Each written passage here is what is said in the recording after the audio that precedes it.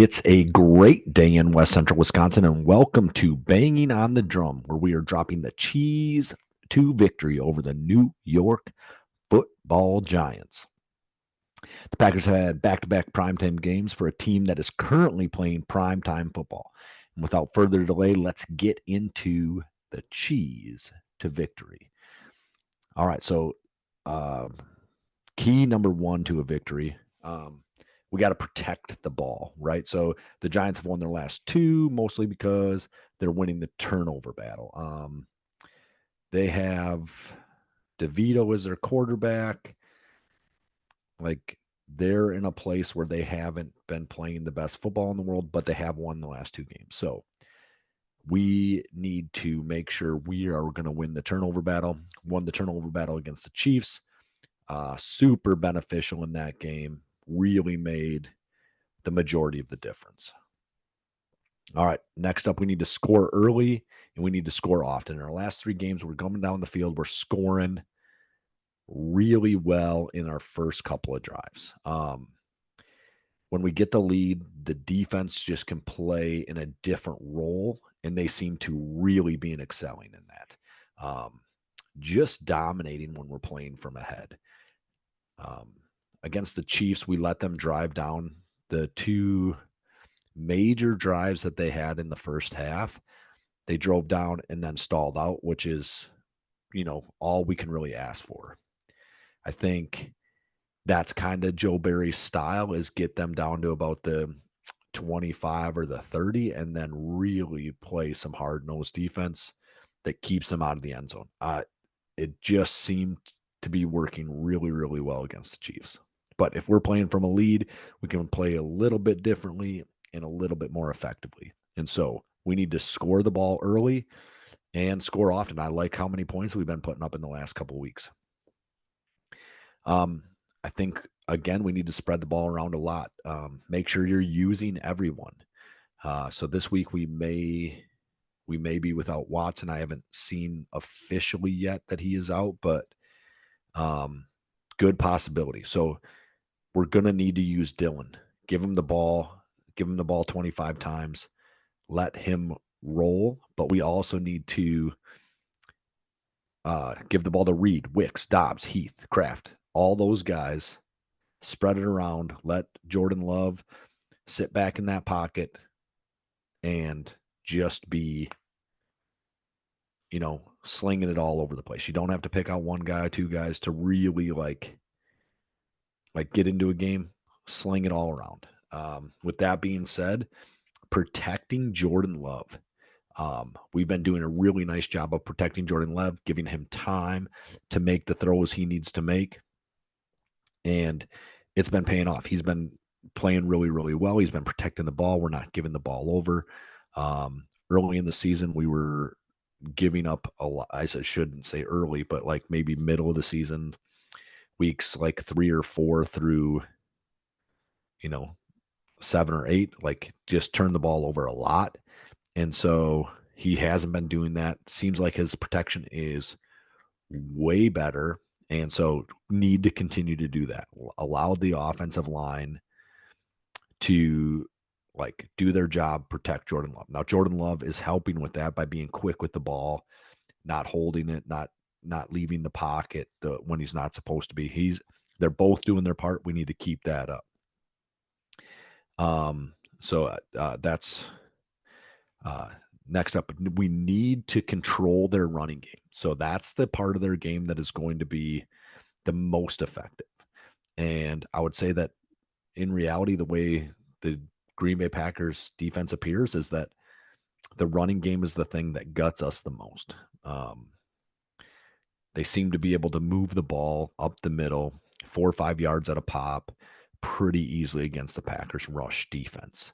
Saquon Barkley is a stud. And so we have to line up to stop him and let DeVito try to beat us. Now, if DeVito is able to beat us, I guess that's, more power to him. But we put it on his shoulders to win the game and not let Saquon really run it down our throats. We need to put pressure on DeVito. When he is back there to pass, which is going to happen, especially if they fall behind in this game, they're going to have to do that. And like we've done against the last 3 quarterbacks, is get to the quarterback, put pressure on him, make him make plays earlier, make him make bad throws, hit him, make him put the ball on the ground. Really just play physically with the quarterbacks. Put a ton of pressure on DeVito, and their offense becomes very, very difficult to run. So make sure you're really putting a lot of pressure on and rotate those guys in and out. I think we got 4 really good pass rushers right now in Smith, Gary, Van Ness seems to be like ticking up, getting a sack in last week's game. And then I think Enagbare is really like a high-end rusher that's going to kind of get lost in the shuffle that we have with the Packers edge rushers. Like, he is a guy who pretty consistently, when he gets the opportunity, is putting on pressure or making plays on the defense. And then our interior defensive line has also been, making it difficult on quarterbacks. We got to keep that up this week. As we've done in the last couple weeks, mistakes need to be at a minimum. If we play another game like we did against the Chiefs with very few pre-snap penalties and very few penalties overall, like, I think that could be, like, that's a big key to the victory. Like, we had been stepping on our own nuts all the time, and in this Chiefs game, it felt like we played a very, very clean game. It didn't feel like there was flags all over the field. Now, that is ref dependent, and I understand that there's a lot of stuff that happened at the end of the game that people wanted stuff called against the Packers, but those were in play stuff where those are penalties that I can generally kind of accept, right? That it's in the middle of the game. You're in the heat of the action. It's the pre-snap stuff where we are not doing what we need to do that get us. We didn't have too many pre-snap penalties, and so we need to keep that part of the game for sure clean. Do not play conservative football. Do not play conservative football. Do not take time into the locker room at half. Do not punt away when you're in field goal range just to put them at the 1. I would say chase a field goal before half all the time. We were in field goal range against KC, and we were too afraid to kick. I think we were at the 39, which puts it as like a 56 or 57-yard field goal, maybe a 58, right? Like, however they want to line up and kick that. I think that's something well within the range of what he can do. The wind was not blowing very hard.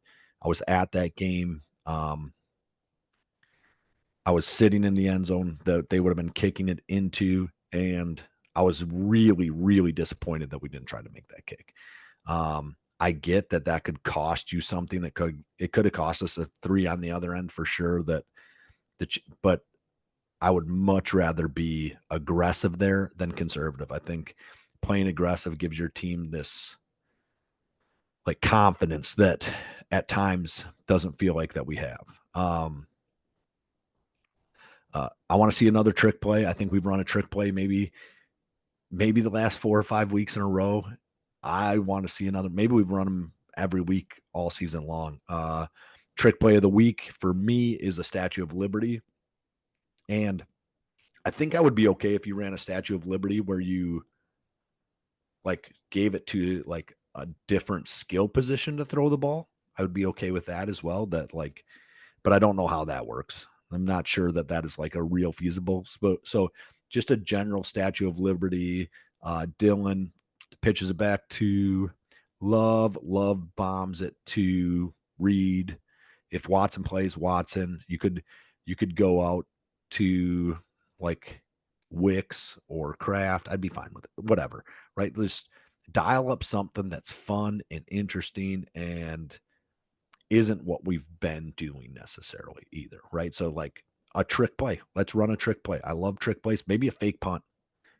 Next week, I'm going to run in there a fake punt as our trick play, I think. But then again, we probably won't be punting in week 15. So trick play of the week, though, is the Statue of Liberty play, right? So All right. Number 9. Let's get a big special teams play. A 60-yard field goal from Carlson. I think he can hit that. I don't think that it's outside the realm of possibilities.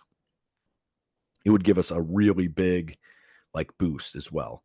Down them at the 1 on a punt. If you get an opportunity to, get them right on their end zone, put them there, put them in a hole, and go after them. I'm calling on Nixon here. Give us a 50-plus yard return. Get us something going. It would be really nice if this came on the opening kickoff, or to open up the half, but give us a ton of yards on a return. I know that that's tough because everybody's keying on you these days, as they should be. One of the best returners in the game today is Nixon. Create a turnover on special teams. Get a good pop, and really, just pop that ball up and move on. And then I think for the last and maybe the biggest one right now is do not overlook this team. Their record doesn't look good. They haven't looked exceptionally good, like an exceptionally good team, really for most part of the year, even when Daniel Jones was still playing. And so pretty easy to overlook this and say, oh, we're the better team. We've been inflated pretty significantly by the media. And I could see us getting into a little bit of a trap game here and saying, oh, we're going to win these games. We've won these games on paper already. We look to have a really easy schedule on our way out. Getting caught in one of those games could be pretty easy, especially because we're young. We need to figure out a way to keep our edge. I'm not exactly sure how Matt LaFleur plans to do that, but this is a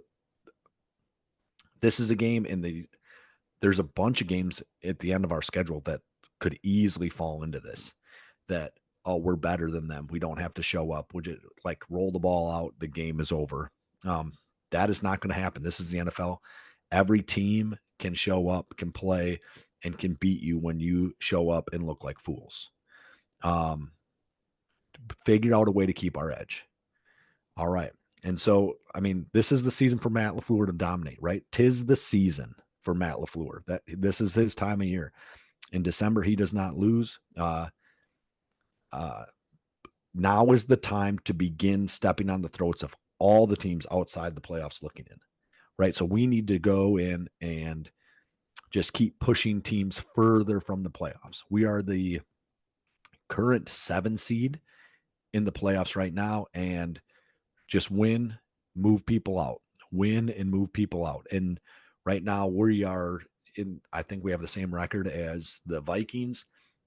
So just win and put pressure on them to stay with us.